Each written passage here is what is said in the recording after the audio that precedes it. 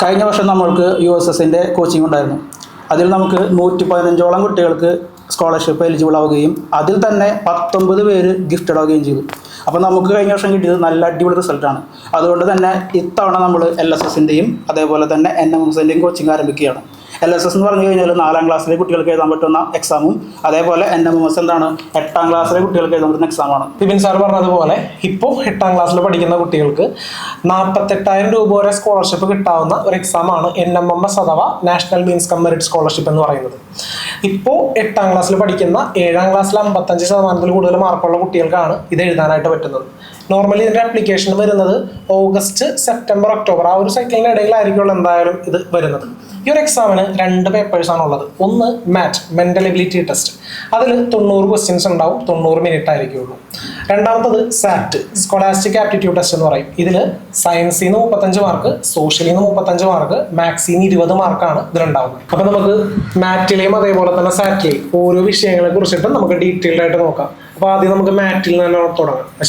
നമ്മുടെ mental ability test മാറ്റ് എന്നറിയപ്പെടുന്ന first പേപ്പറാണ്. അതിനകത്ത് 90 ക്വസ്റ്റ്യൻസും 90 മാർക്കുമാണ് നമുക്ക് വരുന്നത്. ഇതിനകത്ത് നമുക്ക് വരുന്ന ചോദ്യങ്ങൾ ഇങ്ങനെയാണ്. നമ്മളെല്ലാവരും ഒരു ക്യൂവിൽ നിൽക്കാന്ന് വിചാരിക്കും. ആ ക്യൂവിൽ നിന്ന് ഫ്രണ്ടിൽ നിന്നും ഒരു 10ാമത്തെ പൊസിഷനാണ് റൺസേഴ്സ് ആണെന്ന് വിചാരിക്കുക. ആൻഡ് ബാക്കിൽ നിന്നും ഒരു 13ാമത്തെ പൊസിഷനാണെന്ന് വരും. അങ്ങനെയാണെങ്കിൽ നമ്മൾ ഈ ക്യൂവിൽ എത്ര പേര് ടോട്ടൽ നിൽക്കുന്നുണ്ട് എന്നുള്ളൊരു ചോദ്യം റാങ്കിങ് ടെസ്റ്റ് എന്ന് പറയുന്ന ഒരു ടോപ്പിക്കിൽ നിന്നാണ് നോർമലി ചോദിക്കുക.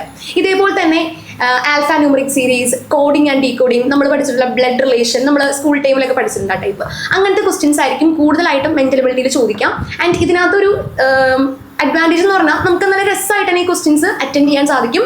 ഒന്ന് ശ്രദ്ധിച്ചു കഴിഞ്ഞാൽ നമുക്ക് ഇതിനകത്ത് 90 മാർക്കും സ്കോർ ചെയ്യാവുന്നതേ ഉള്ളൂ. അതെ, ഇതിനകത്താണ് ഡയറക്ഷൻസ് ഒക്കെ വരുന്നത്. അപ്പൊ നമുക്കിനി സാറ്റിലെ സബ്ജക്ട്സ് നോക്കാം അല്ലെ പുണ്ണി സാർ? അതിനെ പറ്റി എങ്ങനെയാണ്? സാറ്റില് സയൻസ് റിലേറ്റഡ് ആയിട്ട് നോക്കുമ്പോൾ സയൻസിൽ ഫിസിക്സും കെമിസ്ട്രിയും ബയോളജി ടുഗെദർ ആയിട്ട് 35 മാർക്കിനാണ് വരുന്നത്. ഈ 35 മാർക്കിന് ശരിക്കും അവർ സിലബസ് ഫോക്കസ് ചെയ്യേണ്ടത് 7th-ന്റെയും 8th-ന്റെയും SCRT തന്നെയാണ്. പക്ഷേ ആ SCRTയുടെ ടെക്സ്റ്റ് പഠിച്ചു കഴിഞ്ഞാൽ തിയറി ഒക്കെ ആയിരിക്കും. പക്ഷെ അതിൽ നിന്നുള്ള ക്വസ്റ്റ്യൻസ് പ്രാക്ടീസ് ചെയ്യാതെ ഒരിക്കലും നമുക്ക് എന്ത് ചെയ്യാൻ പറ്റില്ല, നമുക്ക് കോമ്പറ്റേറ്റീവ് എക്സാം ആയിട്ടുള്ള NMMS ക്രാക്ക് ചെയ്യാനായിട്ട് പറ്റൂല. കാരണം അതിൽ നല്ലോണം ക്വസ്റ്റ്യൻസ് പ്രാക്ടീസ് ചെയ്യണം. അപ്പോൾ ആ ക്വസ്റ്റ്യൻസ് പ്രാക്ടീസ് ചെയ്യാനായിട്ട് ഇത്രയും ക്വസ്റ്റ്യനുകൾ നമുക്ക് എവിടെ നിന്ന് കിട്ടാനാണ്? കാരണം മാർക്കറ്റിൽ ഇതിൻ്റെ ഗൈഡുകൾ വളരെ കുറവാണ്. അപ്പോൾ അവിടെയാണ് ന്യൂട്ടൻസിന് നല്ലൊരു സൊല്യൂഷൻ വന്നേക്കുന്നത്, നമ്മുടെ NMMSൻ്റെ ന്യൂട്ടൻസിൻ്റെ മെറ്റീരിയൽ. അപ്പോൾ ഇതിൽ എല്ലാ ചാപ്റ്റേഴ്സും, ഇപ്പോൾ സയൻസ് മാത്രമല്ല സോഷ്യലിൻ്റെയും എല്ലാത്തിൻ്റെയും പ്രോപ്പറായിട്ട് ഒരു ഷോർട്ട് നോട്ട് ഉണ്ട് കൃത്യമായിട്ട് റിവൈസ് ചെയ്യാൻ വേണ്ടി. അത് കഴിഞ്ഞിട്ട് അറൌണ്ട് 60 to 70 ക്വസ്റ്റ്യൻസോളം ഓരോ ചാപ്റ്ററിൽ നിന്നും വരുന്നുണ്ട്. അപ്പോൾ ഈസി ആയിട്ട് അതെല്ലാം സെറ്റാക്കി ഓരോ ചാപ്റ്ററായിട്ട് നമുക്ക് റിവൈസ് ചെയ്ത് പോകാനായിട്ട് പറ്റും. പിന്നെ അതിൽ പ്രീവിയസ് ഇയർ ക്വസ്റ്റ്യൻസും കൂടി ഉണ്ട്. ഇപ്പോൾ ലാസ്റ്റ് ഒരു 2 ഇയേഴ്സിൻ്റെ പ്രീവിയസ് ഇയർ ക്വസ്റ്റ്യൻ പേപ്പേഴ്സ് ഇതിൽ ആഡ് ചെയ്തേക്കുന്നുണ്ട്. ഫൈനലി എല്ലാ റിവിഷനും കഴിഞ്ഞിട്ട് നമുക്ക് ഇതിൽ നോക്കിക്കഴിഞ്ഞാൽ ആ ക്വസ്റ്റ്യൻ പേപ്പേഴ്സ് ആൻസർ ചെയ്യാം. അതിൻ്റെ സൊല്യൂഷൻ ഉണ്ട്. അപ്പോൾ അതും കൂടി നോക്കാനായിട്ട് പറ്റും. ഇങ്ങനെ നല്ലൊരു കംപ്ലീറ്റ് ആയിട്ടുള്ള ഒരു ഗൈഡ് തന്നെയാണ്. ഇത് യൂസ് ചെയ്തിട്ട് അവർക്ക് പഠിക്കാനായിട്ട് പറ്റും. സയൻസ് ക്രാക്ക് ചെയ്യാൻ ഇത് മതി ശരിക്കും പറഞ്ഞാൽ. സാർ, അത് മാത്രമല്ല നമുക്കിപ്പോൾ സയൻസ് റിലേറ്റഡ് ആയിട്ടുള്ള കറണ്ട് അഫയേഴ്സ്, ഇപ്പോൾ എക്സാമ്പിൾ നമുക്ക് നോക്കുകയാണെങ്കിൽ സ്പേസ് മിഷൻസ്, അതുപോലെ തന്നെ ലേറ്റസ്റ്റ് ആയിട്ടുള്ള ഇൻവെൻഷൻസ്, പിന്നെ അതേപോലെ തന്നെ നോബൽ പ്രൈസും കാര്യങ്ങളെല്ലാം ഇതൊക്കെ നമുക്ക് ഇൻക്ലൂഡ് ചെയ്യേണ്ടതാണ്, നോക്കേണ്ട കാര്യങ്ങളാണ്. ഇപ്പോൾ സോഷ്യൽ സയൻസിന്റെ കേസ് പറയുകയാണെങ്കിൽ സാർ നേരത്തെ പറഞ്ഞ പോലെ തന്നെ 35 മാർക്കാണ് നമുക്ക് സോഷ്യൽ സയൻസിന് വരുന്നത്. ഇത് 7-8 ക്ലാസ്സുകളിലെ സ്കൂൾ ടെക്സ്റ്റ് ബുക്ക് നന്നായിട്ട് പഠിക്കുക. അതിലുപരി അതിനെ ബേസ് ചെയ്തിട്ടുള്ള കൂടുതൽ ന്യൂ പാറ്റേൺ ടൈപ്പ് ആയിട്ടുള്ള MCQ ക്വസ്റ്റ്യൻസ് വർക്ക്ഔട്ട് ചെയ്യുക എന്നുള്ളതാണ്. അതിനോടൊപ്പം തന്നെ നമ്മൾ കൊണ്ടുപോകേണ്ട ഒന്നാണ് കറണ്ട് അഫയേഴ്സ്. വളരെ ഇമ്പോർട്ടൻ്റ് ആണ് കറണ്ട് അഫയേഴ്സ് ഇവിടെ. പിന്നെ അതേപോലെ ജനറൽ ലെവലിലുള്ള ക്വസ്റ്റ്യൻസ് നമ്മുടെ സോഷ്യൽ സയൻസിൽ നിന്ന് ചോദിക്കാറുണ്ട്. ഫോർ എക്സാമ്പിൾ, ഇപ്പോൾ കേരള ജോഗ്രഫി റിലേറ്റഡ് ആയിട്ടുള്ള ഒരു ചാപ്റ്റർ നമ്മൾ പഠിക്കുകയാണെന്നുണ്ടെങ്കിൽ അതിൽ റിവേഴ്സ് ഒരു ടോപ്പിക് ആണെന്ന് വിചാരിക്കുക. അപ്പോൾ ജസ്റ്റ് റിവേഴ്സ് ഏതൊക്കെയാണ് എത്രണ്ണുണ്ടെന്ന് മാത്രം നമ്മൾ നോക്കിപ്പോയാൽ പോരാ. ചിലപ്പോൾ അത്ര ടെക്സ്റ്റ് ബുക്കിൽ ഉണ്ടാവുള്ളൂ. അതിന്റെ കണക്റ്റഡ് ഫാക്റ്റ് ആയിട്ട് എത്ര റിവേഴ്സ് ഉണ്ട്, ഏതൊക്കെയാണ് റിവേഴ്സ്, അതിൽ ലോങ്ങസ്റ്റ് ഏതാണ്, ഷോർട്ടസ്റ്റ് ഏതാണ്, അങ്ങനെയുള്ള കാര്യങ്ങളും കൂടി എന്ത് ചെയ്യും പഠിക്കണം. അപ്പോൾ നമ്മൾ ഒരു ടോപ്പിക്ക് പഠിക്കുന്ന സമയത്ത് അതിന്റെ ബേസിക് ആയിട്ടുള്ള കണക്റ്റഡ് ഫാക്ട് കൂടെ എന്ത് ചെയ്യണം, പഠിക്കണം. ഓക്കെ, അപ്പോൾ സോഷ്യൽ സയൻസിൽ നമുക്ക് മാർക്ക് സ്കോർ ചെയ്യാനായിട്ട് ഏകദേശം ഇത്രയും സെക്ഷൻസ് ആണ് നമ്മളവിടെ നോക്കേണ്ടത്.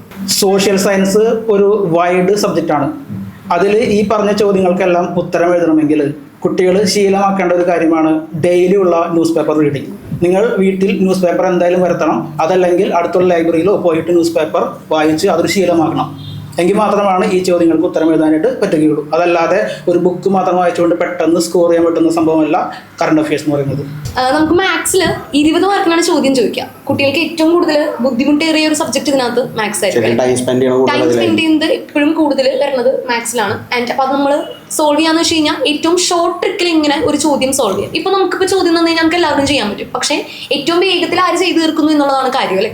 അപ്പോൾ അതിനകത്ത് മെയിനായിട്ടും average, percentage, profit profit and loss, അതേപോലെ തന്നെ നമ്മുടെ ടൈം ആൻഡ് വർക്ക്, അങ്ങനത്തെ ടോപ്പിക്കുകളൊക്കെയാണ് വരുന്നത്. അപ്പോൾ ഏറ്റവും എളുപ്പത്തിൽ ഷോർട്ട് ട്രിക്കുകൾ നോക്കി നമ്മൾ സോൾവ് ചെയ്താലേ മാത്സ് വേഗം ചെയ്ത് നമുക്ക് ആ ഒരു എക്സാം ക്രാക്ക് ചെയ്യാനായിട്ട് സാധിക്കും. അപ്പോൾ ഇത്രയും കാര്യങ്ങളാണ് ഇത്തവണത്തെ NMMS എക്സാം ക്രാക്ക് ചെയ്യാനായിട്ട് നമ്മുടെ പിള്ളേർക്ക് വേണ്ടിയിട്ട് നമ്മൾ ഒരുക്കിയിരിക്കുന്നത്.